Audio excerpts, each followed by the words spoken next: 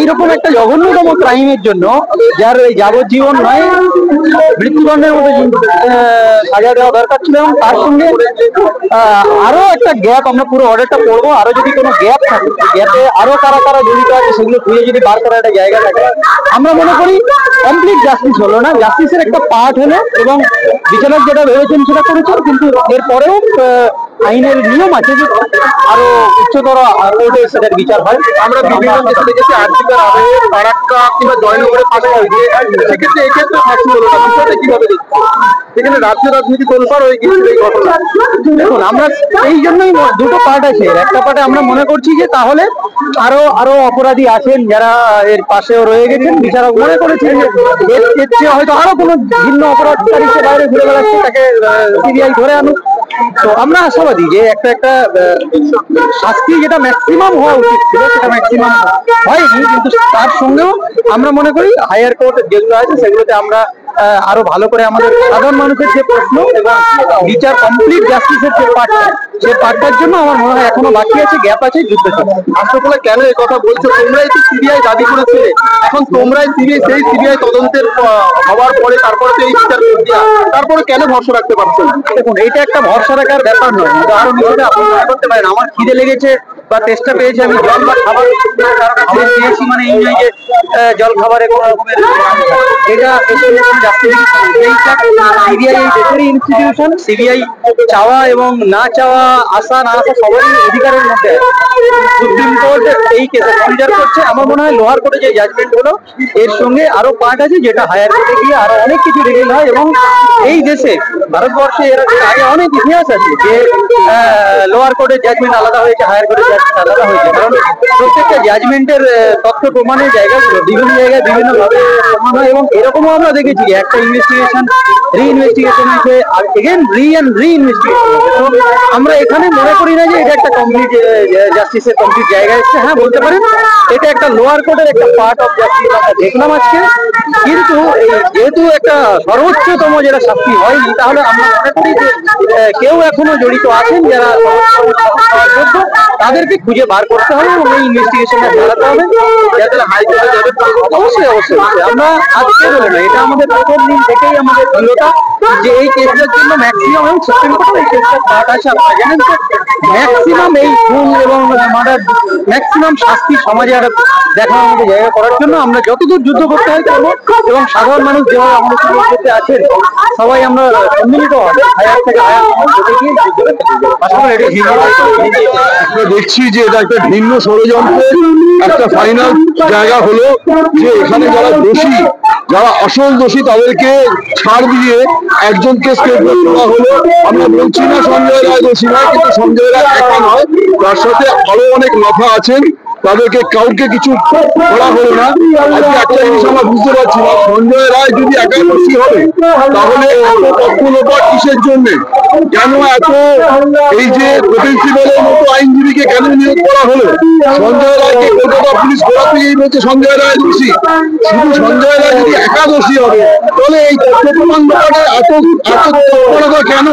কেনই বা এই প্রিন্সিপাল থেকে আরম্ভ করে আইনজীবী পেছনে লক্ষ লক্ষ টাকা আমাদের ট্যাক্সের টাকা খরচা করা হলো। সুতরাং এখানে পরিষ্কার বোঝা যাচ্ছে যে সঞ্জয় রায় নয়, সঞ্জয় রায়ের সঙ্গে এরকম আরো অজস্র যারা রয়েছেন এবং তারা প্রভাবশালী, তারা প্রত্যেকে প্রভাবশালী, এবং সেখানে প্রশাসনের শীর্ষস্থানীয় লোক মানুষ থেকে আরম্ভ করে হামলা করতে বহু মানুষ এর মধ্যে জড়িত আছেন, এবং যার জন্য এইভাবে তৈরি করি ঘুরিয়ে দেওয়া আরম্ভ করে তথ্য প্রমাণ লোপাট করা হয়েছে, এবং এই সঞ্জয় রায়কে একজনকে গুলিপাড়া করা হয়েছে। আমরা মনে করি সঞ্জয় রায় ছাড়া প্রভাবশালীরা এরাও রয়েছেন এই পেছনে। আপনারা খুশি নয় রায়, আমরা একেবারেই খুশি নই, কিন্তু আমরা জানতাম এটাই হবে। তার কারণ যেভাবে সিবিআই দীর্ঘ 5 মাস বাদে কলকাতা পুলিশ যা বলেছে আরে তাদের শিলমোহর দিল, তাতে পরিষ্কার বোঝা গেল যে এদের মধ্যে একটা আন্ডারস্ট্যান্ডিং গোড়া থেকেই ছিল, এবং প্রথম সিবিআই যে যে তথ্য সুপ্রিম কোর্টে দিয়েছিলেন তাতে কিন্তু সুপ্রিম কোর্ট বারবার বলছিলেন যে এটা একটা হরিফিক ক্রাইম হয়েছে, এবং সেখানে এখানে বহু মানুষ জড়িত আছে। আমরা একটা জিনিসও বলতে পারছি না যে তাহলে সিবিআই যদি বলবে, সিবিআই কাছে যদি তথ্য প্রমাণ না থাকবে, তাহলে তারা কেন সন্দীপ ঘোষ বা টালা থানা ওসিকে তারা অ্যারেস্ট করেছিল? এখানে কিন্তু চার্জশিটে তাদের কোনো উল্লেখ নেই। তাহলে তারা শুধু এই রায় আপনারা খুশি নয়? খুশি নই। আমরা মনে করি যে আমাদের এই ন্যায় বিচার কিংবা দুঃখের কোনো প্রশ্ন নেই, কারণ আপনারা জানেন যে আমাদের যে অধরা প্রশ্নগুলো, সেই অধরা প্রশ্নগুলোর উত্তর না পেয়ে আজকে এই লড়াইটা, মানে আমাদের এই জাজমেন্টটা হলো।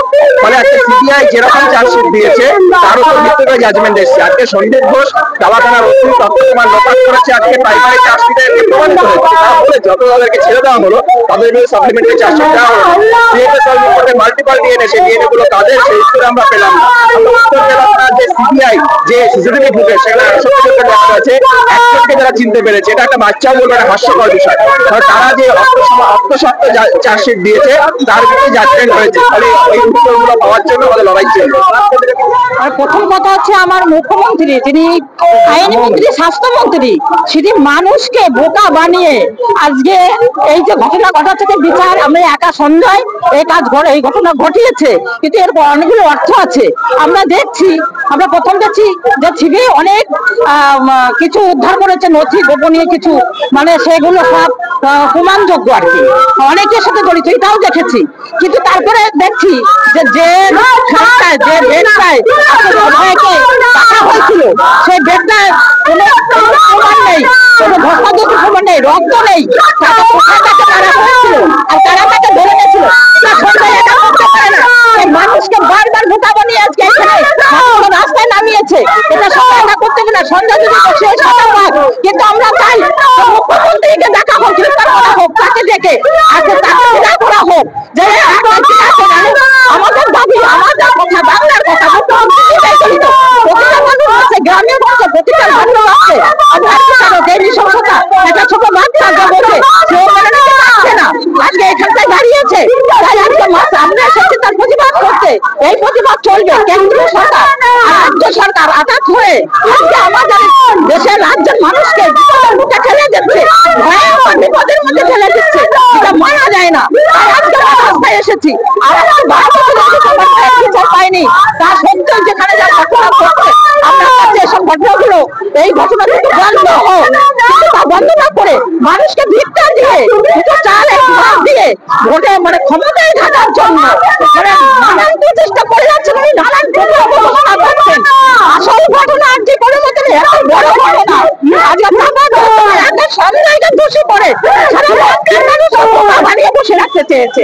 এই রাজ্যে আমার দেশের মানুষ পারবে না, এই আন্দোলন চলবে, এই যখন চলবে আমরা রাস্তায় আছে, রাস্তায় থাকবো।